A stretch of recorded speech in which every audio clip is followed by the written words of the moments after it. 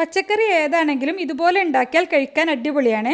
അപ്പോൾ പാൻ വെച്ചിട്ടുണ്ട്. അതിലേക്ക് 2 ടേബിൾ സ്പൂൺ വെളിച്ചെണ്ണ ഒഴിച്ചിട്ട് കടുകിട്ട് പൊട്ടുമ്പോൾ 2 വറ്റൽമുളകും ഒരു 6-7 ചെറിയുള്ളി കട്ട് ചെയ്തതും 2 തണ്ട് കറിവേപ്പില കൂടി ഇട്ടിട്ട് ചെറുതായിട്ടൊന്ന് വഴറ്റിയെടുക്കാം. ഇനി ഞാനിവിടെ എടുത്തിട്ടുള്ളത് പയറാണ്. അപ്പോൾ 2 കപ്പ് ചെറുതായിട്ട് കട്ട് ചെയ്തിട്ടുള്ള പയർ ഇതിലേക്ക് ഇട്ട് കൊടുക്കാം. അതുപോലെ തന്നെ 1 കപ്പ് ചെറുതായിട്ട് കട്ട് ചെയ്തിട്ടുള്ള ക്യാരറ്റ് കൂടി ചേർത്ത് കൊടുക്കാം. പിന്നെ 1/2 കപ്പ് മുതൽ 1 കപ്പ് വരെ ചിരുവിയ തേങ്ങ ചേർക്കാം. 2 പച്ചമുളകും 1/4 ടീസ്പൂൺ മഞ്ഞൾപ്പൊടിയും ആവശ്യത്തിന് ഉപ്പ് കൂടി ചേർക്കാം. ഇനി 1 ടേബിൾ സ്പൂൺ മാത്രം വെള്ളം കൂടി ചേർത്തിട്ട് നന്നായിട്ട് മിക്സ് ആക്കിയതിന് ശേഷം ഒന്ന് തട്ടിപ്പൊത്തി അടച്ചു വെക്കാം. ഇനി ലോ ഫ്ലെയിമിലിട്ടിട്ട് വേണം വേവിക്കാൻ. ഒരു 2-3 മിനിറ്റ് കഴിഞ്ഞാൽ മൂടി തുറന്നിട്ടൊന്ന് മിക്സാക്കി കൊടുക്കണം.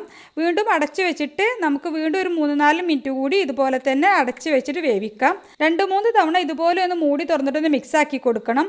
പയറും ക്യാരറ്റും ഒക്കെ അതുകൊണ്ട് തന്നെ പെട്ടെന്ന് തന്നെ കുക്കായിട്ട് കിട്ടും. നല്ല ടേസ്റ്റാണ് കഴിക്കാൻ. ചോറിൻ്റെ കൂടെ അടിപൊളിയാണ്. ട്രൈ ചെയ്ത് നോക്കാൻ മറക്കരുത്.